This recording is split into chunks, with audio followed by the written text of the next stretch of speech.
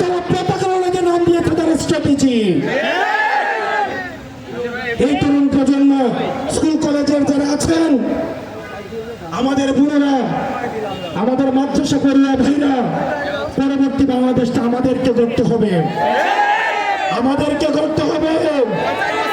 আমরা এমন কারো হাতে দেশটা তুলে দিতে পারবো না যারা জনগণ বিচ্ছিন্ন। আপনারা গাংনীবাসী, আপনারা এনসিপির সাথে থাকেন। আপনাদের যদি মনে হয় এনসিপি কোনো ভুল করছে, এনসিপি বাংলাদেশের বিপক্ষে অবস্থান নিয়েছে, তাহলে আপনারা এনসিপি কে মাথা থেকে ছুঁড়ে ফেলে দিতে দুইবার ভাববেন না। কোন দেশের গোলামি, কোন দলের গোলামি, কোন ব্যক্তির গোলামি করার কোনো প্রয়োজন নাই। গাংনীবাসী, আপনারা অ্যাডভোকেট শাকিল ভাইকে হাতকে শক্তিশালী করেন, ওনাকে সমর্থন দিয়ে এনসিপি কে শক্তিশালী করেন।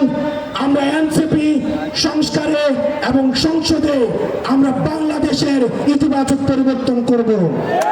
কিছু রাজনৈতিক দল এখন ঐক্যবদ্ধ হয়েছে নির্বাচনকে পিছিয়ে দেওয়ার জন্য।